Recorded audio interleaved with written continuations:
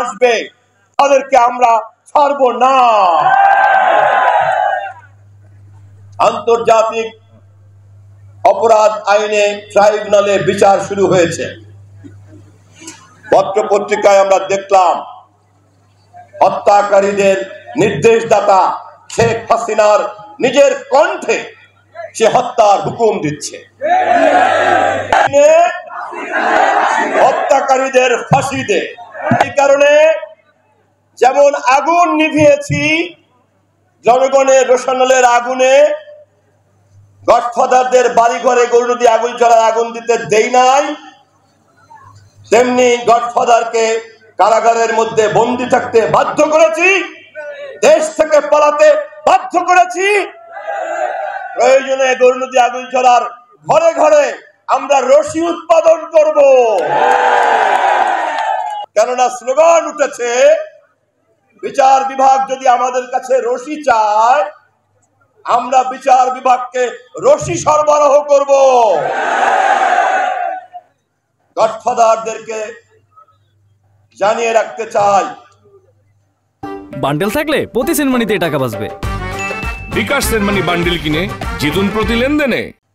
15 বছর যে অধ্যত্ব দেখিয়েছিলেন, আমাদের শক্তি হচ্ছে জনগণ। তারেক রহমানের শক্তি হচ্ছে জনগণ। দেশনেত্রী বেগম খালেদা জিয়ার শক্তি হচ্ছে দেশের জনগণ।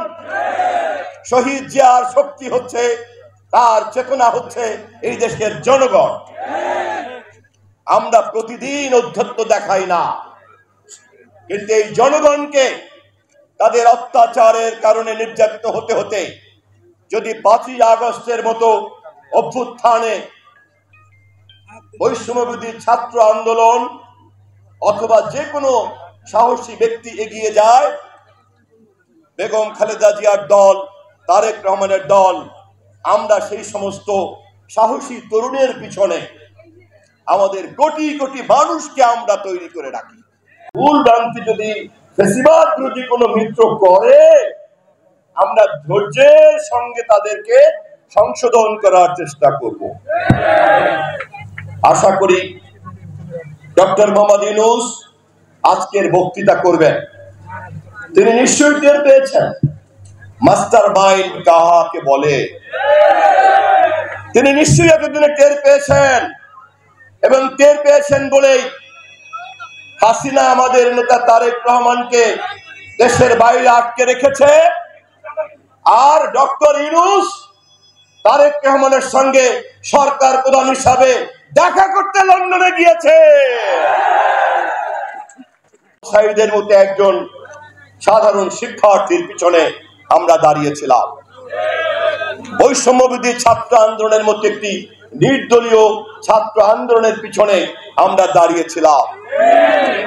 প্রমাণ হয়েছে গতকালকে জাতীয়তাবাদী ছাত্র দলের সমাবেশে বৈষম্যবিরোধী ছাত্র আন্দোলনের সেই নেতারা গত বছর 5 তারিখে এই ছাত্র দল তাদের পিছনে ছিল, তখন ছিল একরকম চেহারা, আজকে আর তাদের পিছনে নাই, সেই জন্যই পাখির চোখে দেখা যায়।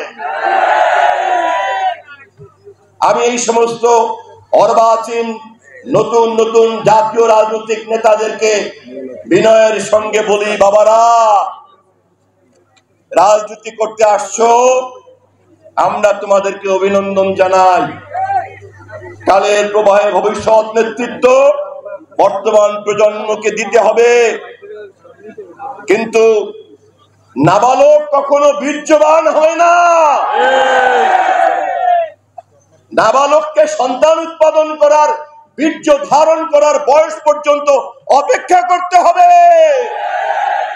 আমাদের সন্তানরা যদি বীর্যবান হয়ে পরবর্তী যোগ্য প্রজন্ম সভ্যতার কাছে উপহার দিতে পারে, অবশ্যই আমরা গর্বিত হব।